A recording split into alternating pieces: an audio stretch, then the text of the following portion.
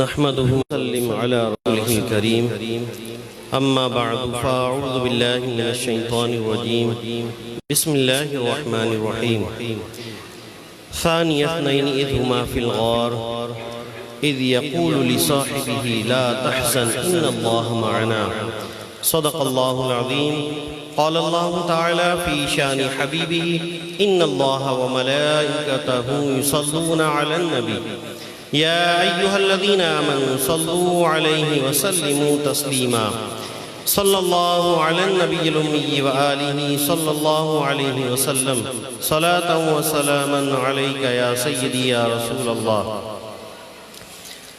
حمد و صلاة کے بعد نہایتی قابل تحسین ہیں یہاں کے تمام حضرات اور بالخصوص علامہ فرحان شیخ قادری صاحب جنہوں نے اتنی زبردست محفل سجائی اور ان کی کاوشوں سے ماشاءاللہ ماہانہ درس قرآن کا یہ ایک سلسلہ طویل عرصے سے جاری و ساری ہے۔ اللہ تبارک و تعالی ان کی کوششوں کو اور ان کے تمام اراکین کی کوشش فرمائے۔ اس سلسلے کو اللہ رب العزت دوام عطا فرمائے، اس مدرسے کو خوب ترقیاں اور برکتیں عطا فرمائے۔ آج کی اس بابرکت محفل کا عنوان خلیفہ اول بلا فصل حضرت سیدنا صدیق اکبر رضی اللہ تعالیٰ عنہ کا عشق رسول ہے۔ سیدنا صدیق اکبر رضی اللہ تعالیٰ عنہ کے عشق رسول سے متعلق اس قدر واقعات ہیں کہ یہ حضور نبی کریم صلی اللہ علیہ وسلم کی والہانہ عقیدت اور محبت ہی ہے کہ اس قدر آپ کے دل میں عشق رسول ہے کہ آپ کا مرتبہ تمام کے تمام صحابہ اکرام سے بلند ہے۔ اللہ تبارک و تعالیٰ نے آپ کو تمام انبیاء کے بعد سب سے بلند مرتبہ عطا فرمایا، اور یہ اہل سنت کا عقیدہ ہے کہ آپ خلیفہ اول ہیں۔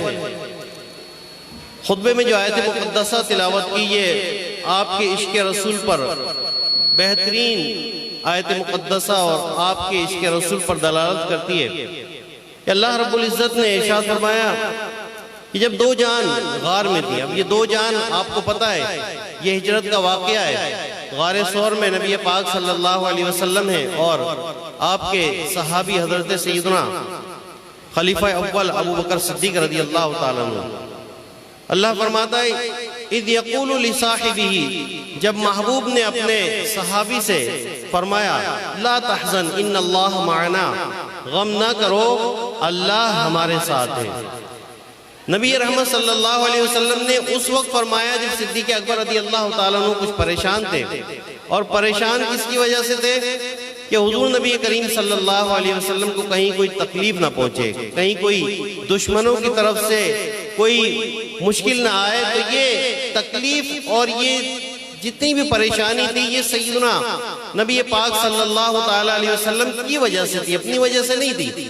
اپنی تو جان ہو آپ نے بارہا یہ واقعہ سنا ہوگا کہ جیسے ہی آپ غار میں تشریف لے گئے صدیق اکبر رضی اللہ تعالیٰ عنہ، تو اپنے کپڑے پھاڑ کے انہوں نے سارے سراغ بند کر دیے، اور ایک سراغ پر اپنی ایڑی رکھ دی جس میں سانپ موجود تھا، اس نے ڈنک مارا۔ ایک طویل واقعہ آپ جو ہے بارہا سن چکے ہیں، تو اپنی جان تو پہلے ہی آپ جو ہے نبی پاک صلی اللہ علیہ وسلم کے قدموں پہ قربان کر چکے تھے، اپنی طرف سے پریشان نہیں تھے، حضور کی طرف سے پریشان تھے۔ تو اس پریشانی کو دیکھ کر نبی پاک صلی اللہ علیہ وسلم نے فرمایا لا تحزن ان اللہ معنا، غم نہ کرو اللہ ہمارے ساتھ ہے۔ اور قرآن حکیم فرقان حمید نے اسی طرح قرآن میں نازل فرمایا کہ اذ یقول لصاحبہ، جب محبوب کریم صلی اللہ علیہ وسلم نے اپنے صاحب سے فرمایا لا تحزن ان اللہ معنا، غم نہ کرو اللہ ہمارے ساتھ ہے، پھر اللہ رب العزت نے صدیق اکبر رضی اللہ تعالیٰ عنہ کی ذات پر سکینہ نازل فرمایا، اطمینان نازل فرمایا۔ اس واقعی ہجرت کو آپ دیکھیں تو عشق و محبت کی ایسی داستان ہے کہ جو پہلے بھی کبھی نہیں ملتی اور تا قیامت کبھی نہیں مل سکتی، کہ حضور نبی کریم صلی اللہ علیہ وسلم کو جو ہے اس مشکل ترین راستے سے صدیق اکبر رضی اللہ تعالیٰ عنہ اپنے کاندھوں پر سوار کر کے لے جا رہے ہیں، جو اتنا کٹھن راستہ ہے۔ اب اس وقت معاملہ یہ ہوتا تھا کہ جاسوس بہت زبردست ہوتے تھے، جاسوسی کا نیٹ ورک بہت زبردست ہوتا تھا، لوگوں کے قدموں کے نشان دیکھ کر جاسوس بتا دیتا تھا یہ کس کے قدم ہے۔ تو ترکیب یہ کی صدیق اکبر رضی اللہ تعالیٰ عنہ کے اپنے کاندھوں پر سیدنا نبی پاک صلی اللہ علیہ وسلم کو سوار کیا، اور پھر اس طرح چلے کہ پنجوں کے بل چلے کہ یہ بھی پتہ نہ چلے کہ یہ کسی انسان کے قدم ہے۔ اب غار ثور کا سفر آپ دیکھیں، جو لوگ غار ثور پر گئے ہیں ان کو پتہ ہے کتنا مشکل راستہ ہے۔ جب ہم لوگ غار ثور پر گئے تھے تقریباً 2.25 گھنٹے لگے تھے جانے میں صرف، اور واپسی آنے میں تقریباً 1.5 گھنٹے کا راستہ۔ تو اتنا طویل راستہ اور اتنا مشکل راستہ ہے کہ غار ثور آج بھی جو ہے اتنی ترقی ہونے کے بعد بھی جو ہے غار ثور اسی طرح ہے۔ کچھ وہاں کے جو بدو ہیں وہ لوگ کھود کے کچھ سیڑھیاں بنا دیتے ہیں، لیکن پورے راستے میں نہیں ہے کہ پورا راستہ جو ہے سیڑھیوں والا ہو غار ہیرا کی طرح۔ غار ہیرا میں جو ہے وہ سب سیڑھیاں جو ہے بن چکی ہیں، لیکن وہ بھی گورنمنٹ کی طرف سے نہیں، وہیں کے مقامی لوگوں نے اپنی کوششوں سے راستہ بنایا۔ تو اتنا مشکل راستہ، اتنا کٹھن راستہ، اتنا پتھریلا پہاڑ، اس پر لے کر سیدنا صدیق اکبر رضی اللہ تعالیٰ عنہ چڑھتے ہیں۔ آپ دیکھیں کیسا عشق و محبت کا جذبہ ہے، یہ جذبہ کہیں پوری کائنات میں نہیں مل سکتا۔ اب اس وہاں پر پہنچنے کے بعد بھی جو ہے عرض کرتے ہیں کہ حضور غار کے اندر پہلے میں جاؤں تاکہ دیکھوں کہ کوئی کیڑا مکوڑا، کوئی موذی جانور تو نہیں ہے۔ ایسا راستہ ہے، مشکل راستہ کہ اس غار میں لوگوں کا آنا جانا بھی نہیں ہے، اتنا اونچا راستہ۔ تو سیدنا صدیق اکبر رضی اللہ تعالیٰ عنہ غار کے اندر جاتے ہیں، اس کی صفائی کرتے ہیں، سارا جو ہے سارے سوراخ بند کر دیتے ہیں۔ علماء اکرام اس واقعے سے ایک نقطہ اخذ کرتے ہیں، کہتے ہیں کہ اگر کسی کو نبی پاک صلی اللہ علیہ وسلم کو اپنے دل میں لانا ہے تو پہلے صدیق اکبر کو اپنے دل میں لائیں۔ صدیق اکبر دل میں آئیں گے اور دل کی جو ہے ساری غلاظتیں، ساری جو ہے برائیاں دور کر دیں گے، پھر حضور جو ہے اس دل میں تشریف لے آئیں گے۔ تو صدیق اکبر رضی اللہ تعالیٰ عنہ اس مقام پر حضور کو جب بلاتے ہیں، جب اس ایک سوراخ جو بچتا ہے اس پر اپنی ایڑی رکھ دیتے ہیں اور پھر حضور تشریف لاتے ہیں۔ اب دیکھیں کہ اس میں سے سانپ بھی جو ہے ڈنک مارتا ہے، پھر بھی تکلیف اتنی ہونے کے بعد، سانپ کا زہر جو ہے جب جسم میں جائے تو کسی تکلیف ہو، اس کے باوجود بھی جو ہے آپ کی آواز تک نہیں نکلتی، روح تک نہیں نکلتی۔ یہ عشق رسول کا مقام ہے، لیکن بتقاضۂ بشریت آنکھوں سے آنسو ٹپک پڑتے ہیں۔ اب وہ آنسو جب رخسار انور پر پڑتے ہیں، سرکار دو عالم صلی اللہ علیہ وسلم اپنی چشمان کرم کھول دیتے ہیں اور فرماتے ہیں کہ اے ابو بکر کیا ہوا؟ تو آپ عرض کرتے ہیں حضور کسی موذی جانور نے کاٹ لیا ہے۔ تو نبی پاک صلی اللہ علیہ وسلم اپنا لعاب دہن لگاتے ہیں اور وہ تکلیف جو ہے وہ ظاہر ہو جاتی ہے۔ تو آپ دیکھیں اس واقعے میں 3 رات قیام کیا، اور 3 راتوں میں صدیق اکبر رضی اللہ تعالیٰ عنہ 3 رات اور دن کا قیام جو ہوا اس میں آپ کی صاحبزادی حضرت اسماء بنت صدیق اکبر وہ کھانا لے کر آتی تھی۔ اتنا مشکل راستہ، جب وہاں پر جاتے ہیں تو پتہ چلتا ہے کتنا مشکل۔ اچھا وہاں پر جب آپ پہنچے تو اس کی ایک روحانیت ہے، غار ثور پر جب آپ چڑھتے ہیں تو یہ پورا واقعہ ہجرت آپ کے ذہن میں آتا ہے کہ کس طرح حضرت اسماء بنت صدیق اکبر اکیلی جو ہے تنے تنہا اس پہاڑ پر چڑھ کر کھانا لے کے جاتی تھی، بکریوں کو چرانے کے بہانے آپ اوپر جاتی تھی۔ کس طرح صدیق اکبر رضی اللہ تعالیٰ عنہ اوپر لے کر گئے، اتنا کٹھن راستہ۔ جب وہاں پر ہم جاتے ہیں تو آپ راستے میں ہر 5 منٹ بعد 10 منٹ بعد بیٹھ جاتے ہیں تھک کر، اتنی مشکل چڑھائی ہے۔ تو وہ وہاں پر جو حاجی جاتے ہیں یا عمرہ کرنے والے جاتے ہیں، جب غار ثور پر جاتے ہیں تو ان کے ذہن میں واقعہ ہجرت جو ہے وہ آ جاتا ہے اور وہ عشق و محبت میں ڈوب جاتے ہیں اور وہ عشق ان کو اوپر چڑھاتا ہے۔ تو نبی پاک صلی اللہ علیہ وسلم سے ایسی والہانہ محبت دنیا میں کبھی کسی نے نہیں کی۔ آپ دیکھیں کہ جب نبی پاک صلی اللہ تعالیٰ علیہ وسلم پر ایمان لانے والوں کی تعداد 38 ہوتی ہے تو صدیق اکبر رضی اللہ تعالیٰ عنہ حضور کی بارگاہ میں عرض کرتے ہیں کہ اجازت دیجئے کہ ہم اعلانیہ تبلیغ کریں۔ ابھی تک اعلانیہ تبلیغ کا حکم نہیں تھا، تو نبی پاک صلی اللہ علیہ وسلم پہلے منع فرماتے ہیں، پھر ان کے بہت زیادہ اصرار پر آپ ان کو اجازت دیتے ہیں۔ تو صدیق اکبر رضی اللہ تعالیٰ عنہ جس طرح خلیفہ اول ہیں اسی طرح خطیب اول بھی ہیں۔ کعبۃ اللہ میں جا کر سب سے پہلا خطاب جو کیا وہ صدیق اکبر نے کیا۔ آپ نے جب خطبہ ارشاد فرمایا تو چاروں طرف سے کفار آپ پر ٹوٹ پڑے، آپ کے حسب نسب، آپ کے خاندانی وجاہت، اس چیز کا بھی خیال نہ رکھا۔ آپ کا ایک مقام قریش میں ایک بہت بڑا مقام، 7ویں پشت میں حضور نبی کریم صلی اللہ علیہ وسلم کے خاندان سے مل جاتے ہیں۔ اتنا بڑا مقام رکھنے کے باوجود کافروں نے یہ سب نہیں دیکھا، بلکہ یہ دیکھا کہ نبی پاک صلی اللہ علیہ وسلم کے دین کی دعوت دے رہے ہیں اور ہر طرف سے ٹوٹ پڑتے ہیں۔ اب یہ عشق و محبت کا آپ دیکھیں انوکھا واقعہ، ہر طرف سے ٹوٹ پڑتے ہیں، اتنا زیادہ مارتے ہیں کہ آپ لہو لہان ہو جاتے ہیں، خون بہنے لگتا ہے، بے ہوش ہو جاتے ہیں۔ آپ کے خاندان کے لوگ، قریش کے لوگ آپ کو اٹھا کر آپ کے گھر لے جاتے ہیں۔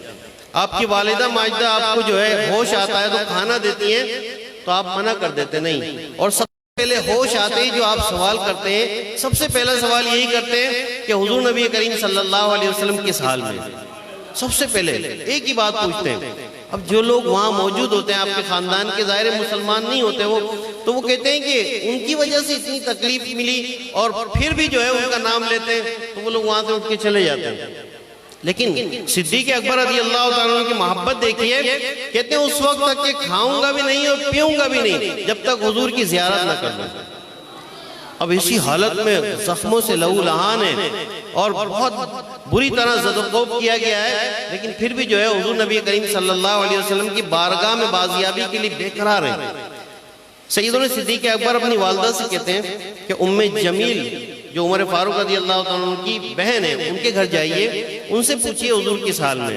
ان کے پاس جاتی ہیں، وہ بہت طویل واقعہ، پھر مختصر نہیں کہ وہ خود آتی ہیں اور پھر خود بتاتی ہیں کہ نبی پاک صلی اللہ علیہ وسلم اس وقت دار ارقم میں موجود ہیں، الحمدللہ خیریت سے ہیں۔ پھر بھی اطمینان نہیں ہوتا، کہتے ہیں کہ مجھے لے چلو۔ اب اس حالت میں حضور کی بارگاہ میں جاتے ہیں تو نبی پاک صلی اللہ علیہ وسلم اپنے اس عاشق اکبر کو دیکھ کر جو ہے آپ کی چشمان کرم سے بھی آنسو بہہ پڑتے ہیں اور پھر آپ کو سینے سے لگا لیتے ہیں۔ تو یہ عشق و محبت کا ایک انوکھا واقعہ ہے کہ جان جا رہی ہے، خون سے لہو لہان ہے، لیکن حضور کی زیارت کے لیے جو ہے آپ تڑپ رہے ہیں۔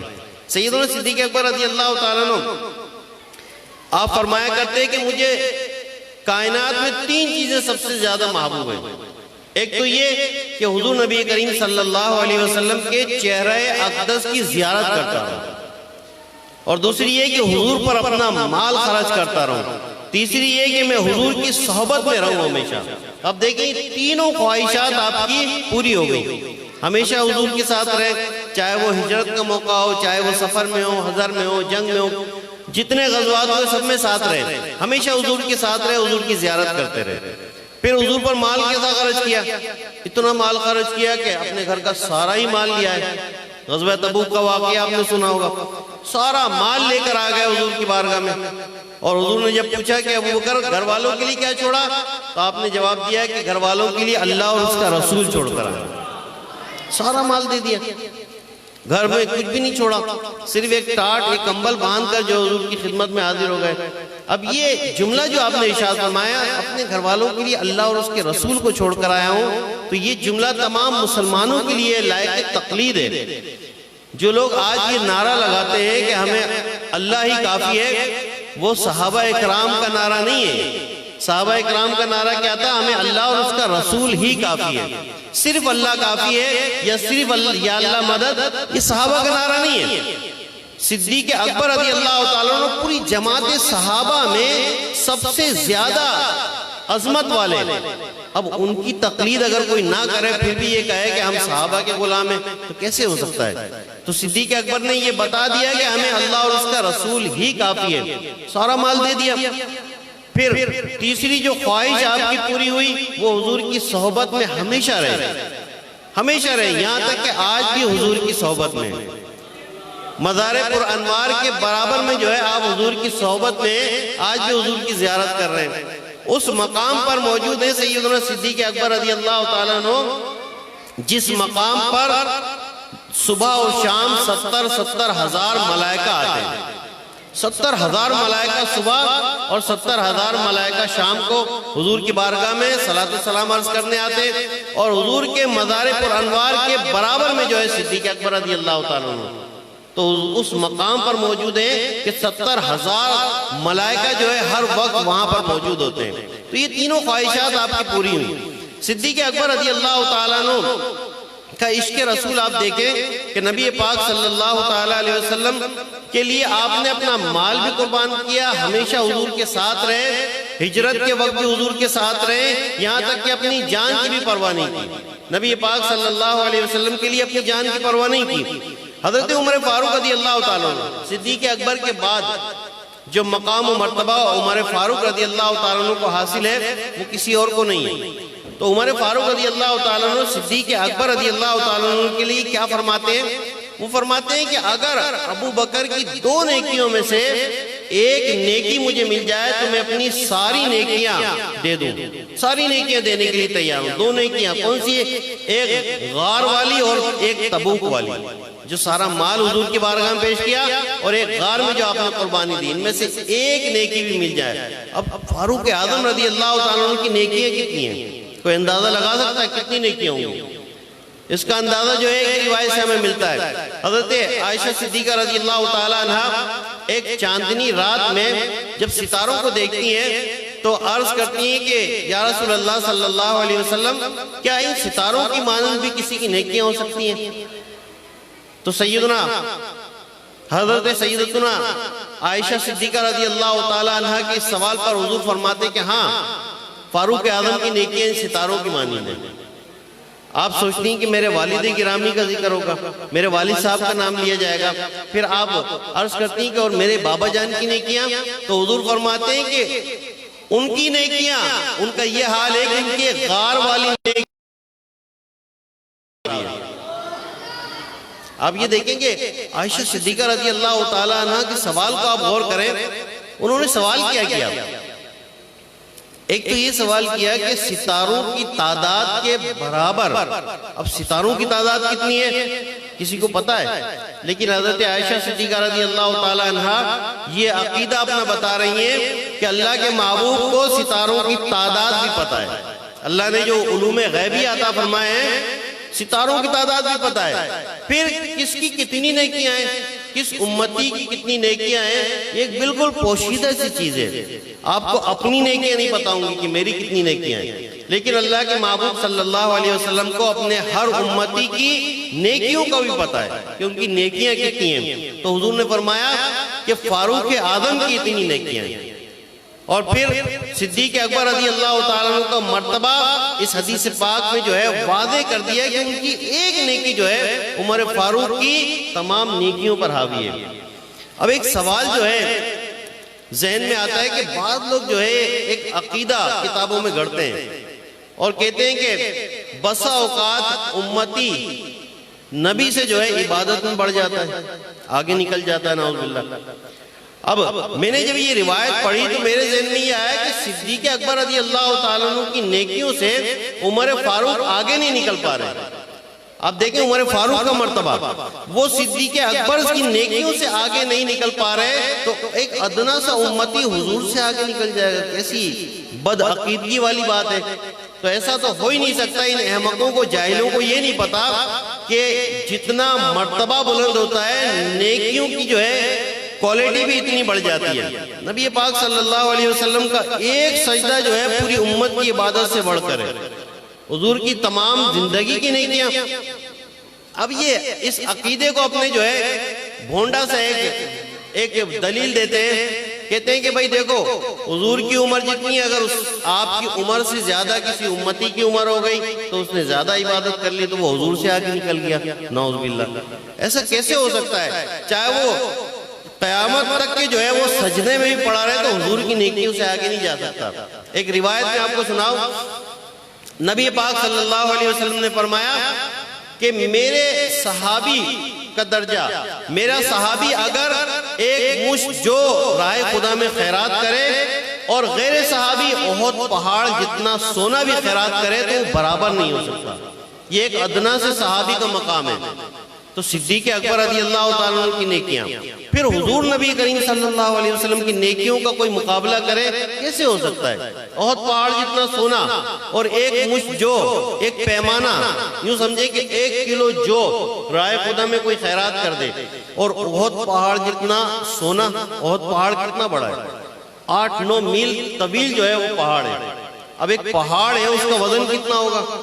اس پہاڑ جتنے وزن کے برابر کوئی سونا غیر صحابی اگر خیرات کرے تو وہ صحابی کے اتنے چھوٹے سے عمل کو نہیں پا سکتا. تو نبی کے مقابل جو ہے کوئی امتی چلا جائے کیسے ہو سکتا ہے؟ عقل میں آنے والی بات ہی نہیں، بالکل احمقوں والی بات ہے.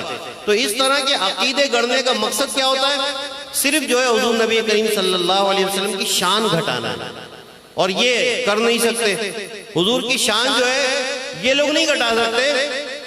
اللہ رب العزت نے اتنی بلند کی ہے کہ کوئی گھٹا ہی نہیں سکتا. وَرَفَعْنَا لَكَ ذِكْرَكَ کا تاج حضور کے سر پر ہے.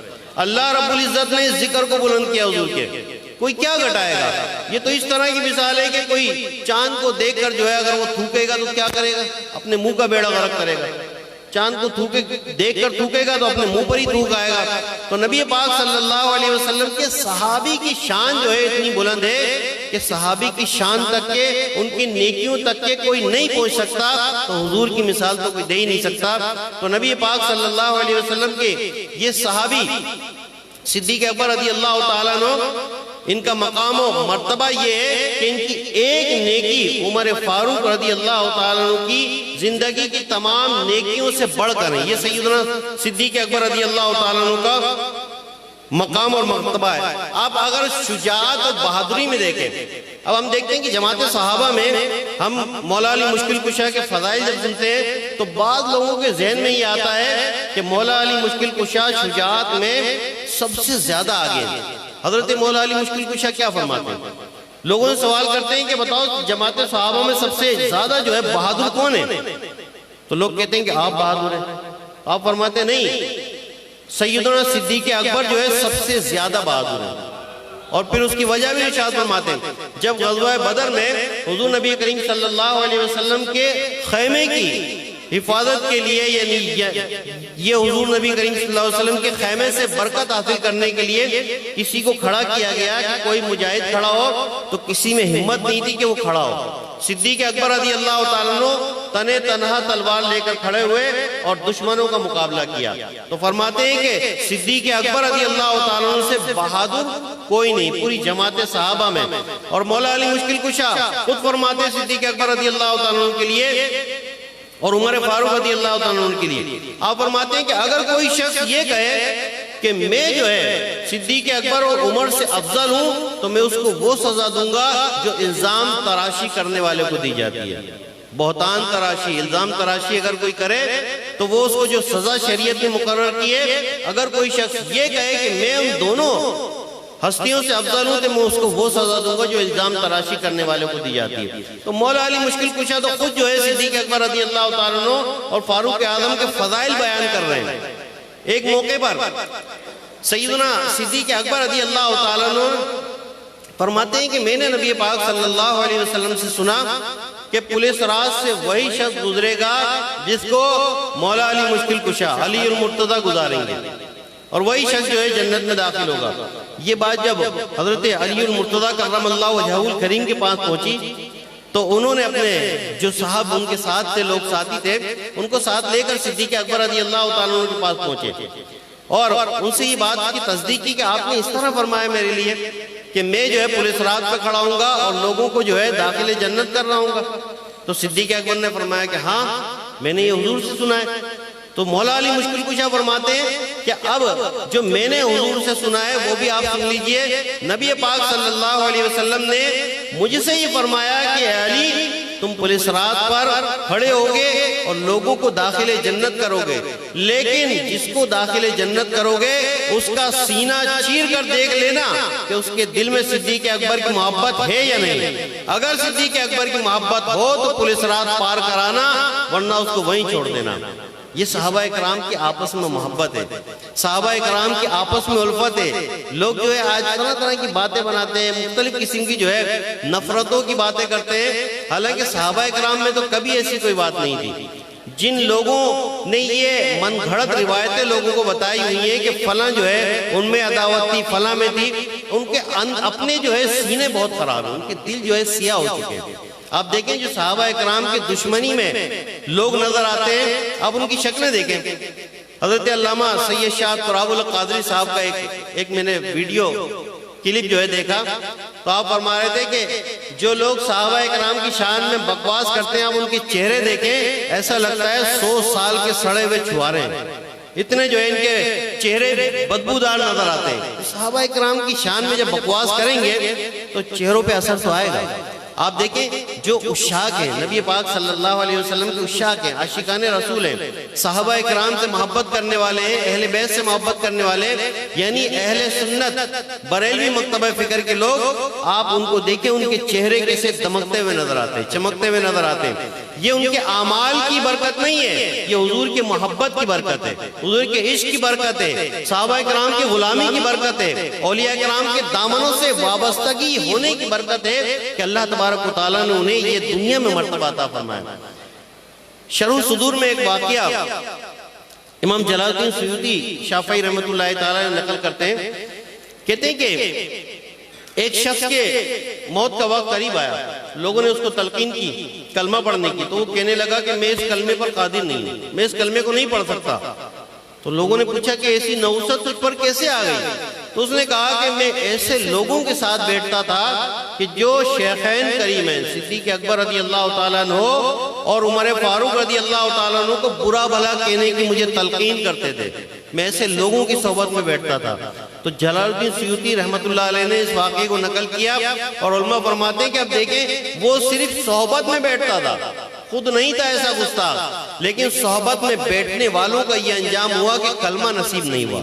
تو ایسے لوگوں کی صحبت جو صحابہ کرام کو نعوذ باللہ برا بھلا کہیں، ہمیں ان سے دور رہنا چاہیے، بالکل ان سے۔ اگر بہت زیادہ آپ کے قریبی رشتہ دار بھی ہیں تو پھر بھی جو ہے اعلیٰ حضرت کے اس عقیدے کو ذہن میں رکھیں کہ چاہے وہ گستاخ تمہارا کتنا ہی قریب کیوں نہ ہو، تمہارا باپ کیوں نہ ہو، تمہارا بھائی کیوں نہ ہو، اس کو اس طرح اپنے رشتے سے نکال کے دور پھینک دو جس طرح آٹے سے بال کو نکال کے پھینک دیا جاتا ہے، جس طرح دودھ سے مکھی کو نکال کے پھینک دیا جاتا ہے، چاہے جتنا ہی قریبی کیوں نہ ہو۔ ایمان بچانے کے لیے ہمیں ان بے ادبوں اور گستاخوں سے دور رہنا ضروری ہے۔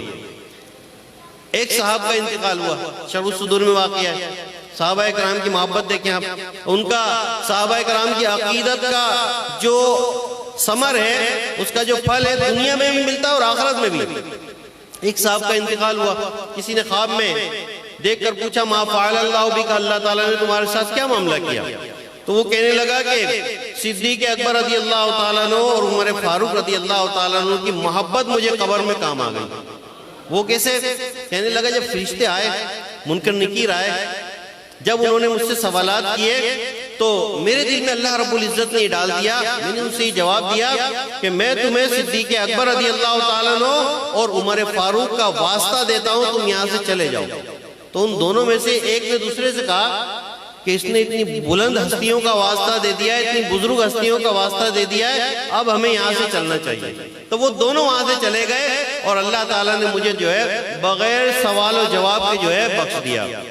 اب بتائیے قبر میں بھی صدیق اکبر رضی اللہ تعالیٰ عنہ کام آ رہے ہیں، حشر میں بھی صدیق اکبر رضی اللہ تعالیٰ عنہ کام آ رہے ہیں، اور یہ انشاءاللہ قیامت کے دن بھی جو ہے مولا علی مشکل کشا اور صدیق اکبر رضی اللہ تعالیٰ عنہ کام آئیں گے۔ صدیق اکبر رضی اللہ تعالیٰ عنہ کا جو ہے جتنے آپ دیکھیں اولیت میں سب سے پہلے ایمان لانے والے صدیق اکبر، سب سے پہلے آپ جو ہے خلیفہ صدیق اکبر، سب سے پہلے خطیب جو ہے وہ صدیق اکبر۔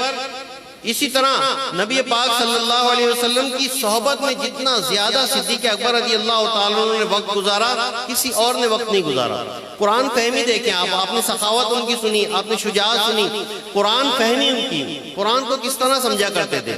جب آیت مقدسہ یہ نازل ہوئی الیوم اکملت لکم دینکم، آج کے لیے تمہارا دین مکمل ہو گیا، اب جو ہے شریعت مکمل ہو گئی، دین مکمل ہو گیا، قرآن نازل ہو گیا، اللہ تعالیٰ نے تم پر نعمتیں تمام کر دیں، تو اس وقت صحابہ کرام کی کیا حالت تھی؟ سب خوش ہو رہے تھے، سب جو ہے ایک دوسرے سے معانقہ کر رہے تھے، ایک دوسرے کو مبارکبادیں دے رہے تھے کہ آج دین مکمل ہو گیا۔ اسی حالات میں صدیق اکبر رضی اللہ تعالیٰ عنہ ایک طرف بیٹھ کر رو رہے ہیں، آپ افسردہ ہیں۔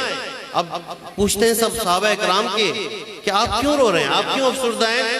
تو آپ دیکھیں قرآن فہمی آپ کی، آپ فرماتے ہیں کہ آج دین مکمل ہو گیا، بہت خوشی کی بات ہے، قرآن مکمل ہو گیا، بہت خوشی کی بات ہے، لیکن ان قریب نبی پاک صلی اللہ علیہ وسلم اب ہم سے رخصت ہو جائیں گے، کتنے غم کی بات ہے۔ اب جو خوشی کا موقع تھا اس وقت جو ہے سب مبارکبادیں دے رہے تھے، سب افسردہ ہو گئے، رونے لگے کہ واقعی یہ تو ہم نے سوچا ہی نہیں، حضور جو ہے اس دین کو مکمل کرنے کے لیے تشریف لائے تھے، اس دین کی تکمیل کے لیے آئے تھے، یہ دین تو مکمل ہو گیا، قرآن پورا نازل ہو گیا، اب تو حضور ہم سے رخصت ہو جائیں گے۔ تو اب وہ خوشی کا موقع جو ہے غم میں تبدیل ہو گیا۔ یہ صدیق اکبر رضی اللہ تعالیٰ عنہ کی قرآن فہمی تھی، قرآن کو کس طرح سمجھا کرتے تھے، جہاں تک کسی کی نظر نہیں پہنچتی تھی صدیق اکبر رضی اللہ تعالیٰ عنہ کی نگاہ وہاں تک پہنچتی تھی۔ آپ جب خلیفہ بنتے ہیں، حضور نبی کریم صلی اللہ علیہ وسلم کا عشق اتنا ہے کہ حضور کے وصال ظاہری کے بعد آپ کو کسی طرح چین نہیں ملتا۔ آپ دیکھیں کہ حضور کے عشق میں علماء فرماتے ہیں کہ حضور کی محبت میں ہی آپ دنیا سے گئے، آپ اتنا افسردہ رہتے تھے کہ آپ غم مصطفیٰ میں ہر وقت ڈوبے رہتے تھے۔ تو آپ نے جو خلافت کا بار سنبھالا، اس وقت صحابہ اکرام علیہ رضوان کی جو حالت تھی وہ بیان سے باہر تھی۔ عمر فاروق رضی اللہ تعالیٰ عنہ اس وقت ننگی تلوار لے کر مدینے کی گلیوں میں گھومتے تھے کہ اگر کسی نے یہ کہا کہ محمد صلی اللہ علیہ وسلم کا وصال ہو گیا تو میں اس کی گردن اڑا دوں گا۔ ایسے لوگوں میں جو ایسے وقت میں منافقین نے یہ ایک افواہ اڑا دی، مسلمانوں کو کہا کہ اب تو حضور چلے گئے نعوذ باللہ، اب تو لوگ نماز بھی نہیں پڑھیں گے، زکوٰۃ بھی نہیں دیں گے، جہاد بھی نہیں کریں گے، حضور کے لیے کرتے تھے، اب حضور ہی نہیں رہے تو اب کس کے لیے کریں گے۔ اب یہ ایسی افواہ اڑائی کہ سارے جو ہے اس سوچ میں پڑ گئے۔ سیدنا صدیق اکبر رضی اللہ تعالیٰ عنہ کو جب یہ خبر ملی تو آپ نے جو ہے جلال میں آ کر جو ہے خطبہ ارشاد فرمایا۔ آپ نے فرمایا لوگوں تم جو عبادت کرتے تھے وہ اللہ کے لیے کرتے تھے، اور جو تم نماز پڑھتے تھے اللہ کے لیے پڑھتے تھے۔ نبی پاک صلی اللہ علیہ وسلم نے ہمیں جو تعلیم دی کہ عبادت کرو تو وہ اللہ کی عبادت کی تعلیم دی ہے، ہم حضور کی عبادت نہیں کرتے تھے۔ نبی پاک صلی اللہ علیہ وسلم کی جو لائے ہوئے دین ہے اس کی ہمیں حفاظت کرنی ہے، ہم جو ہے اس کو چھوڑ نہیں سکتے، ہم نمازیں نہیں ترک کریں گے، ہم جو ہے روزے نہیں چھوڑیں گے، ہم زکوٰۃ نہیں چھوڑیں گے، ہم جہاد نہیں چھوڑیں گے۔ تو تمام کے تمام صحابہ اکرام جو ہے اس وقت وہ بالکل جو ہے یکجا ہو گئے کہ ہم اپنے دین کو کسی بھی طرح نہیں چھوڑ سکتے۔ تو صدیق اکبر رضی اللہ تعالیٰ عنہ نے منافقین کے اس وار کو جو ہے رد کیا۔ پھر جب آپ خلیفہ بنے بہت سارے آپ کے سامنے محاذ کھل گئے، مرتدین ایک طرف کھڑے ہو گئے، ایک طرف جو ہے زکوٰۃ کے انکار کرنے والے کھڑے ہو گئے، اور ایک طرف جو ہے ختم نبوت کے خلاف لوگ کھڑے ہو گئے۔ تو صدیق اکبر رضی اللہ تعالیٰ عنہ نے سب کا ڈٹ کر مقابلہ کیا، منکرین زکوٰۃ کا بھی مقابلہ کیا کہ میں ان سے قتال کروں گا، جنہوں نے زکوٰۃ نہیں دی میں ان سے لڑوں گا، جنہوں نے ارتداد کیا وہ دوبارہ مرتد ہو گئے ان سے بھی میں لڑوں گا۔ اور سب سے بڑا جو مارکا تھا وہ جنگ یمامہ کا تھا۔ ختم نبوت کے سب سے اول سپاہی سیدنا صدیق اکبر رضی اللہ تعالیٰ عنہ، وہ اتنا سخت مارکا تھا کہ یمامہ کے مقام پر تقریباً کم و بیش 1 لاکھ جو ہے وہ ایسے لوگ کھڑے تھے جو مسلمہ کذاب کو نعوذ باللہ حضور کے بعد نبی مان رہے تھے، اور اس کی سربراہی میں مسلمانوں سے لڑنے کے لیے کھڑے تھے۔ اب مسلمانوں کے پاس جو ہے افرادی قوت اتنی زیادہ نہیں تھی، ایک طرف جو ہے ایک لشکر روانہ ہو گیا حضرت اسامہ رضی اللہ عنہ کی سربراہی میں، وہ روانہ، ایک طرف جو ہے مرتدین کے لیے لشکر روانہ ہو گئے، ایک طرف منکرین زکوٰۃ کے لیے۔ اب 10,000 کا ایک لشکر ہے اور اس کی سپہ سالار ہے سیدنا خالد بن ولید۔ صدیق اکبر رضی اللہ تعالیٰ عنہ ان کو بھیجتے ہیں کہ یہ سب سے بڑا مارکا ہے، سب سے بڑی جنگ جو ہے یہ ہے جو ختم نبوت کے منکرین سے لڑنی ہے، اور اس کے لیے سپاہی بھی ایسا بھیجا جس نے کبھی شکست اس کو ملی نہیں، خالد بن ولید سیف اللہ، اللہ کی تلواروں میں سے ایک تلوار۔ اب آپ دیکھیں کہ ایک طرف 1 لاکھ ہے اور دوسری طرف جو ہے 10,000 ہے، یعنی سمجھیں کہ ایک پر جو ہے ایک صحابی پر 10 جو ہے وہ کافر ہیں، وہ بھی اپنے آپ کو مسلمان کہہ رہے ہیں کیونکہ وہ بھی کلمہ پڑھ رہے ہیں۔ اب کلمہ تو پڑھ رہے ہیں لیکن ختم نبوت کا جو ہے اقرار نہیں کر رہے، مسلمان کذاب کو جو ہے وہ نبی مان رہے ہیں نعوذ باللہ۔ اب یہاں پر جو ہمارے یہاں حال ہے جس کو لوگ جو ہے قادیانیوں کو کہتے ہیں کہ بھائی یہ بھی تو سب نماز پڑھتے ہیں، کلمہ پڑھتے ہیں، سب کچھ کرتے ہیں، ان کو جو ہے کافر کیوں کہتے ہیں؟ تو اسی لیے کہتے ہیں کہ ہم صدیق اکبر کے پیروکار ہیں، ہم صحابہ اکرام کے نقش قدم پر چلنے والے ہیں جنہوں نے مسلمہ کذاب کے ساتھیوں کو کافر قرار دے کر ان سے جنگ لڑی تھی۔ اس لشکر میں مسلمانوں کا بہت بڑا نقصان ہوا، بہت سارے صحابہ اکرام جو ہے شہید ہوئے اور بہت بڑی حفاظ صحابہ اکرام کی جماعت اس میں شہید ہوئے. اتنا بڑا نقصان مسلمانوں نے کیوں برداشت کیا؟ اس لیے کہ آئندہ رہتی دنیا تک کے جو ہے یہ مہر لگ جائے کہ جو بھی ختم نبوت کا منکر ہوگا اس کے خلاف لڑنا ہے، اس کو قتل کرنا ہے. وہ مسلمان نہیں ہے، کسی بھی طور پر اس کی حمایت نہیں کر سکتے. تو صحابہ اکرام نے اس لڑائی میں اس طرح لڑے ہیں کہ حضرت خالد بن ولید کا لشکر وہ ایک صحابی جو ہے وہ 10 پر بھاری تھا. یہاں تک کہ حضرت وحشی جو مسلمان ہونے سے پہلے جنہوں نے حضرت امیر حمزہ رضی اللہ تعالیٰ عنہ کو شہید کیا نا، تو وہ اس وقت مسلمان ہونے کے بعد اس جنگ میں لڑے اور انہوں نے اتنی زیادہ شجاعت کا مظاہرہ دکھایا کہ وہ اس لشکر میں گھس گئے اور مسلمہ کذاب کو انہوں نے قتل کیا. اور مسلمہ کذاب کو قتل کرنے کے بعد ایک نعرہ بلند کیا کہ مسلمانوں آج میں نے کفارہ ادا کر دیا. جب میں مسلمان نہیں تھا تو میں نے دنیا کی بہترین ہستی حضرت امیر حمزہ رضی اللہ تعالیٰ عنہ کو شہید کیا تھا. آج میں مسلمان ہونے کے بعد اس دنیا کے بدترین شخص کو میں نے قواصل جہنم کیا ہے. میں نے اپنا کفارہ ادا کیا. اسی جنگ میں لڑتے لڑتے حضرت وحشی جو ہے شہید ہوئے اور اس جنگ میں جو ہے مسلمہ کذاب کے جیسے ہی وہ واصل جہنم ہوا اس کا لشکر تتر بتر ہو گیا، سب جو ہے اس کو شکست ہو گئی. تو ختم نبوت کے سب سے بڑے اور سب سے اول سپاہی صدیق اکبر رضی اللہ تعالیٰ عنہ، اور انہوں نے ایسا پہرا دیا کہ آج تک ان کے وارثین جو ہے ختم نبوت پر پہرا دے رہے ہیں. صدیق اکبر رضی اللہ تعالیٰ عنہ کا جب وصال ظاہری ہونے والا تھا تو آپ نے وصیت کی کہ میرے جنازے کو نبی پاک صلی اللہ علیہ وسلم کے روزے اطہر پر لے جانا. اب وہ کیسا وقت ہے؟ صدیق اکبر رضی اللہ تعالیٰ عنہ جب وصال فرما رہے ہیں تو صحابہ اکرام کی کتنی بڑی جماعت ہے. کسی جماعت صحابہ میں سے کسی ایک صحابی نے بھی اس پر اعتراض نہیں کیا کہ آپ یہ کیا کہہ رہے ہیں. آپ نے کیا وصیت کی کہ میرے جنازے کو حضور کے مزار اقدس پر لے جانا اور عرض کرنا یا رسول اللہ ابو بکر حاضر ہیں، اگر دروازہ کھل جائے اجازت مل جائے تو مجھے وہاں تدفین کرنا حضور کے روضہ اقدس میں، ورنہ جنت البقیع میں جو ہے مسلمانوں کے ساتھ تدفین کرنا. اب صدیق اکبر رضی اللہ تعالیٰ عنہ کا جب وصال ہوتا ہے صحابہ اکرام کی پوری جماعت وہاں لے کر جاتے ہیں اور عرض کرتے ہیں یا رسول اللہ ابو بکر حاضر ہیں. اب جب یہ عرض کرنا ہوتا ہے کہ دروازہ بھی کھل جاتا ہے، تالا بھی کھل جاتا ہے اور جو ہے وہاں سے ایک آواز آتی ہے کہ محبوب کو محبوب سے ملا دو، کہ محبوب کو محبوب سے ملنے کا اشتیاق ہے. اب دیکھیں صدیق اکبر رضی اللہ تعالیٰ کی ہم سیرت بیان کرتے ہیں تو یوں لگتا ہے کہ پوری اہل سنت کا جو عقیدہ ہے وہ سارا کا سارا صدیق اکبر رضی اللہ تعالیٰ کی سیرت میں مل جاتا ہے. کیا کہتے ہیں یا رسول اللہ، حضور کے وصال کے بعد یا رسول اللہ کہنا صدیق اکبر اور پوری جماعت صحابہ کا عقیدہ ہے. اگر کوئی یہ کہتا ہے کہ یا رسول اللہ کہنا شرک ہے تو وہ جماعت صحابہ کے طریقے پر نہیں چل رہا. اور یہ شرک کا فتویٰ کہاں تک جا رہا ہے آپ دیکھ لیں. صدیق اکبر رضی اللہ تعالیٰ نے حکم دیا تھا، پوری جماعت صحابہ کا اس پر جو ہے عقیدہ تھا. پھر یہ عقیدہ رکھنا صدیق اکبر رضی اللہ تعالیٰ کا کہ حضور جو ہے حاضر و ناظر ہے، حضور جو ہے حیات ہیں، زندہ ہیں، حضور ہماری مشکلات سنتے بھی ہیں اور دستگیری بھی فرماتے ہیں. اگر حضور زندہ نہ ہو تو صدیق اکبر رضی اللہ تعالیٰ عنہ یہ کیوں کہیں گے کہ یا رسول اللہ صدیق ابو بکر حاضر ہے اور دروازہ کھل جانا خود بخود. حضور نبی کریم صلی اللہ علیہ وسلم کی حیات، اس حیات پر تمام جماعت صحابہ کا عقیدہ ہے کہ حضور زندہ ہیں. اعلیٰ حضرت امام اہل سنت فرماتے ہیں اسی عقیدے کی ترجمانی کرتے ہوئے کہ تو زندہ ہے واللہ، تو زندہ ہے واللہ، میری چشم عالم سے چھپ جانے والے. صدیق اکبر رضی اللہ تعالیٰ کہ آپ دیکھیں ابتدائی حالات سے دیکھیں، مسلمان ہوتے ہیں تو حضور کے علم غیب کو دیکھ کر مسلمان ہوتے ہیں.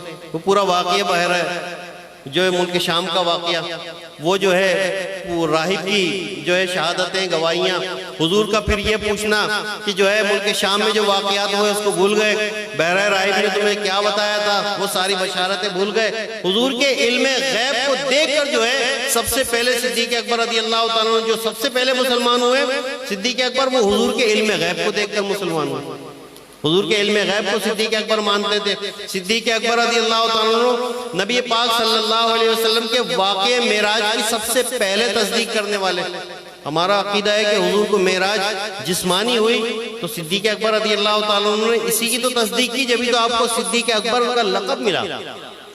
سب سے پہلے جو ہے نبی پاک صلی اللہ علیہ وسلم پر ایمان لانے والے، حضور کو حاضر و ناظر جاننے والے، حیات النبی جاننے والے، حضور کو جو ہے مشکلات حل کرنے کے لیے آپ کا عقیدہ، یہ سارے عقائد جو ہے یہی اہل سنت کے عقیدے ہیں۔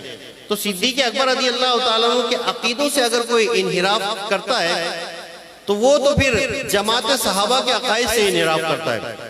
اور اگر کوئی یہ فتوے لگاتا ہے کہ حضور جو ہے نعوذ باللہ ان کو یا رسول اللہ کہنا شرک ہے، حاضر و ناظر ماننا گناہ ہے، حیات النبی نہیں مان سکتے، یہ سارے عقیدے صدیق اکبر کے، ان کا انکار کرنا صدیق اکبر رضی اللہ تعالیٰ کے عقائد کا انکار کرنا ہے۔ اللہ تبارک و تعالی ہم تمام مسلمانوں کو صحابہ اکرام علیہ رضوان کے ان عقائد پر ہمیشہ ہمیشہ وابستہ رکھے، اور اسی عقیدے پر اللہ رب العزت ہم سب کو ایمان و عافیت سے ایمان کی موت عطا فرمائے۔ یہ مدرسہ جس کے لیے یہاں کے اراکین اور علامہ فرحان شیخ صاحب کوششیں کر رہے ہیں، آپ لوگ ان کا ساتھ دیں، ان کے ساتھ جو ہے آپ جس طرح بھی آپ کے پیسوں کے ذریعے، وقت کے ذریعے اور افرادی قوت کے ذریعے ان کا ساتھ دیں کہ دین متین کی خدمت کر رہے ہیں، اور آپ بھی ان کا ساتھ دیں گے تو آپ بھی دین متین کی خدمت کرنے والوں کا ساتھ دیں گے۔ اور راہ خدا میں آپ دیکھیں کہ خرچ کرنے کے فضائل کتنے زیادہ ہیں، اتنے زیادہ فضائل ہیں کہ اللہ تبارک و تعالیٰ اس کو اس طرح روزی عطا فرماتا ہے تو گمان بھی نہیں ہوتا بندہ جب راہ خدا میں خرچ کرتا ہے۔ ایک روایت میں نے پڑھی کہ بنی اسرائیل میں ایک شخص تھا کہ اس کی کچھ کھیتی باڑی تھی، اس کا جتنا بھی دار و مدار تھا روزگار کا اس کھیتی باڑی سے تھا۔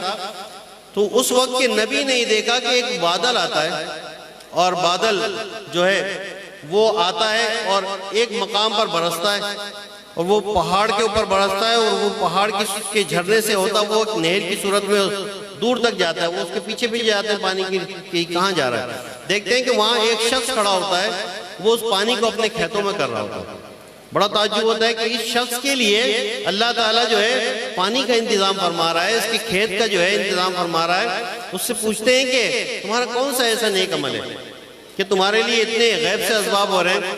تو وہ کہتا ہے کہ میرا عمل یہ ہے کہ جب میں کھیتی باڑی کرتا ہوں مجھ سے مجھے نفع ملتا ہے، تو جتنا بھی مجھے پروفٹ ہوتا ہے، جتنی آمدنی ہوتی ہے، اس کے میں 3 حصے کر دیتا ہوں۔ ایک حصہ میں راہ خدا میں خرچ کر دیتا ہوں، ایک حصہ اپنے اہل خانہ پر خرچ کرتا ہوں، اور ایک حصہ اسی باغ میں لگا دیتا ہوں۔ تو وہ جو راہ خدا میں خرچ کرتا ہے، یوں سمجھے کہ وہ راہ خدا میں خرچ کرنے ہی کی برکت سے اللہ تعالیٰ اسے غیب سے جو ہے رزق حلال عطا فرماتا ہے۔ تو ہم بھی اگر خرچ کرنے والے بن جائیں اور کچھ نہ کچھ جو ہے مہینے کا باندھ لیں، ہفتے میں کچھ دے دیں اس مدرسے کے لیے، یہاں کے جو خیر کے کام ہو رہے ہیں، یہاں جو ماشاءاللہ علم دین پھیلایا جا رہا ہے، اس کے لیے کوششوں میں ساتھ دیں، تو آپ دیکھیں کہ آپ کو میں یقین سے بتاتا ہوں کہ آپ جو ہے اپنی روزی کو، آپ اپنی آمدنی کو کاؤنٹ کریں کہ ابھی کتنی ہے، پھر جب آپ ہر مہینے دیں گے اس کے بعد آپ کاؤنٹ کریں کتنی ہو جائے گی۔ کہتے ہیں نا جو زکوٰۃ اچھی طرح دیتے ہیں صحیح طرح، ان کا مال ہمیشہ بڑھتا ہے، یعنی ہر سال ان کی زکوٰۃ بڑھ جاتی ہے کیونکہ ان کا مال بڑھ جاتا ہے۔ جو زکوٰۃ نہیں دیتے ان کے مال میں کبھی چوری ہو جاتی ہے، کبھی کچھ ہو جاتا ہے۔ تو اس کار خیر میں آپ سب بھی جو ہے ساتھ دیں، اللہ تبارک و تعالیٰ اس کاوش کو قبول فرمائے۔ وما علینا الا البلاغ۔